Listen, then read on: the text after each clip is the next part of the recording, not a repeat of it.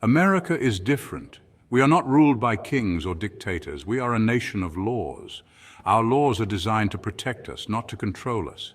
But what happens when a law itself is wrong? What happens when the government tries to take away our freedoms? The answer is simple. We, the people, have a duty to resist. This isn't about anarchy, it's about patriotism. Our founding fathers understood that power corrupts. They wrote the Constitution to limit the government's power and protect our individual liberties. The Second Amendment, for example, is not about hunting. It's about ensuring that the government will always be accountable to the people. When we see laws that violate the Constitution, we have a moral obligation to stand up. This is not just a right, it's our duty. It's how we preserve freedom for ourselves and for our children. We must never forget that. The Constitution is not just a piece of paper. It's the bedrock of our nation. It's a contract between the government and the governed.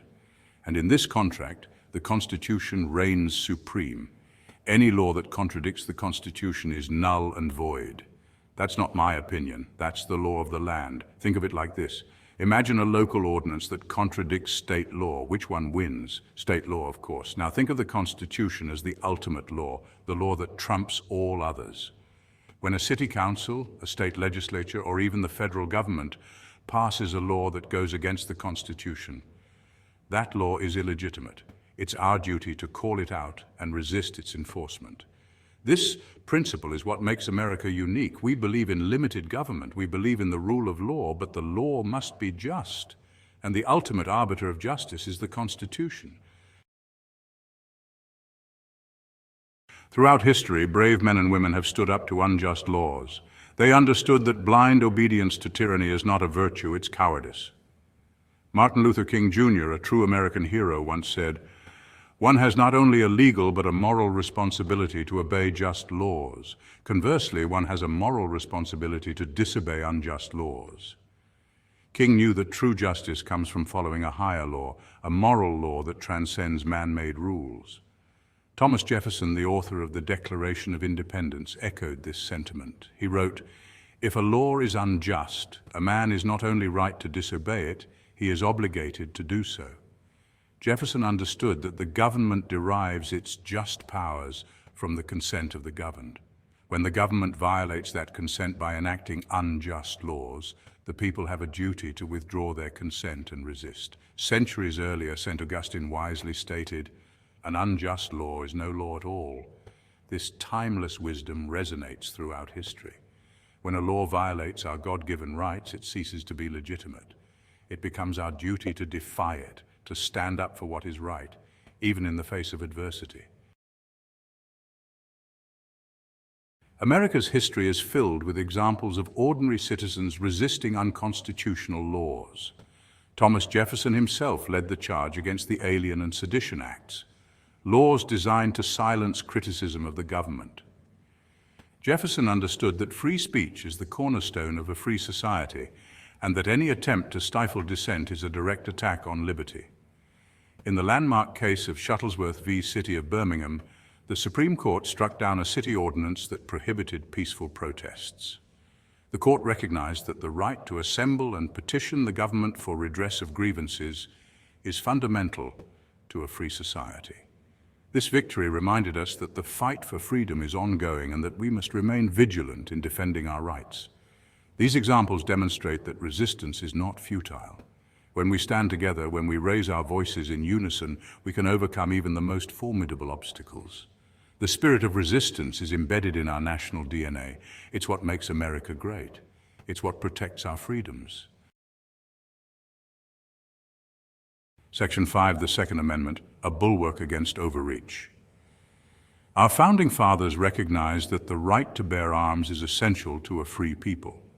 The Second Amendment was not about hunting or sport shooting. It was about ensuring that the people would always have the means to defend themselves against tyranny, whether it comes from criminals or from a tyrannical government. Shall not be infringed means exactly that. No permits or permission slips. No bans or restrictions on type of weapon, rate of fire or accessory. No restriction on how or where you bear arms. Politicians who have never fired a gun in their lives are determined to disarm law-abiding citizens. all while hiding behind armed security and walls. They tell us it's for our own safety, but we know the truth. They want us defenseless, unable to resist their agenda. They want to control every aspect of our lives, from the words we speak to the guns we own, but we will not comply. We will not surrender our rights. We will not be disarmed. The Second Amendment is our birthright, passed down from generation to generation. It is the ultimate guarantee of our other freedoms. When we have the ability to defend ourselves, we are less likely to be oppressed. We are less likely to become victims. We are more likely to remain free. Section 6, your duty, your freedom, your choice. The Founding Fathers gave us a republic, if we can keep it. Those words have never been more true than they are today.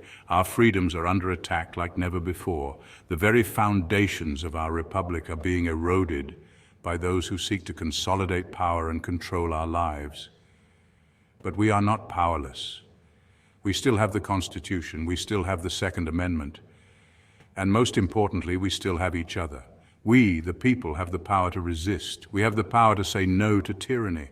We have the power to preserve our freedoms for ourselves and for future generations.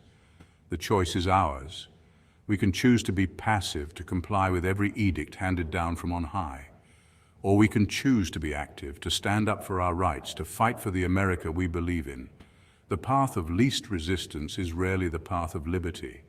The time to choose is now. Section 7, the thin line between order and tyranny. Some will say that defying unjust laws leads to chaos. They'll preach blind obedience as the highest virtue. But blind obedience got us the Patriot Act. Blind obedience got us endless wars. Blind obedience got us a government that spies on its own citizens. There's a thin line between order and tyranny, and that line is drawn by the Constitution. When the government crosses that line, it's our duty to push back. It's our duty to say, enough is enough. We, the people, are the ultimate source of authority in this country. And we will not be ruled by tyrants. Peace and stability are important, but not at the expense of freedom. A government that sacrifices liberty for order deserves neither. True patriotism means standing up for what's right, even when it's difficult, even when it's unpopular, especially when it's unpopular. Section 8, a call to courage. Stand your ground. This isn't about being disagreeable. This is about principle. This is about the survival of our nation. When enough of us stand up and say no to unconstitutional laws, those laws lose their power. They become unenforceable. They crumble under the weight of their own illegitimacy. So I say to you, my fellow Americans, be courageous, be informed, know your rights, and when the time comes, as it inevitably will, be prepared to defend them. The future of our republic depends on it. Don't be intimidated by the name-calling. Don't be silenced by the threats. Don't be bullied into submission.